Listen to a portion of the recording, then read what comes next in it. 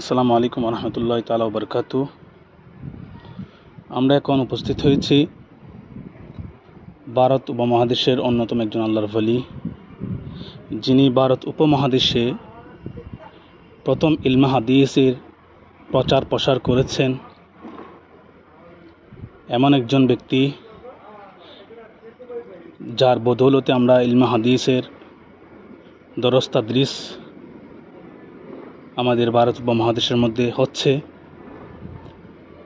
এমন একজন যোগশ্রেষ্ঠ আলেম শেখ আব্দুল হক মুহাদ্দিস দেহলভী রহমতুল্লাহ আলাইহির দরবারে আমরা উপস্থিত হয়েছি, যিনি এমন একজন ওলি এবং আলেম দ্বীন ছিলেন, যার পিতাও একজন আল্লাহর ওলি ছিলেন। উনি শৈশবকাল থেকে পিতার থেকে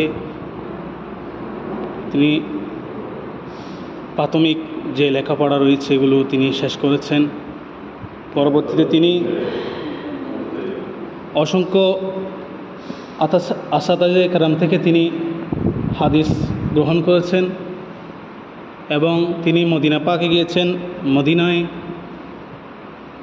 একজন শ্রেষ্ঠ মুহাদ্দিসের কাছে তিনি দরস নিতেন।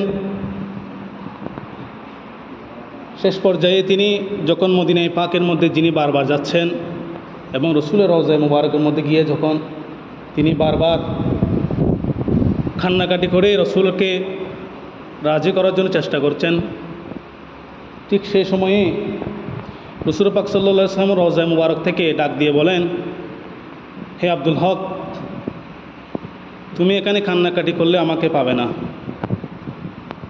তুমি চলে যাও হিন্দুস্তানে, যেখানে আমার এখনো হাদিস পৌঁছেনি, তুমি সেখানে যাও এবং সেখানে গিয়ে যখন ক্বালা রাসূলুল্লাহ সাল্লাল্লাহু আলাইহি ওয়াসাল্লাম বলবে তখন সাথে সাথে সেখানে আমি উপস্থিত হয়ে যাব। সুবহানাল্লাহ।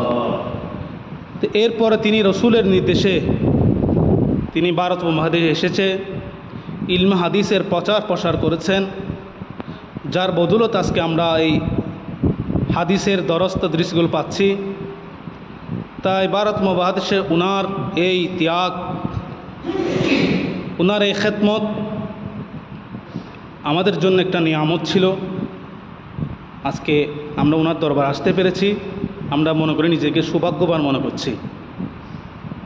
আমি আশা করব আমাদের দেশের যারা আলেমরা আছে, সুন্নি আলেমরা এবং সাধারণ মানুষ, তারা যেন এই দরবারে এসে অন্তত পক্ষে জীবনে একবার হলে এই দরবার এসে হাজির দেওয়া আমাদের দরকার মনে করি। আল্লাহ পাক রব্বুল আলামিন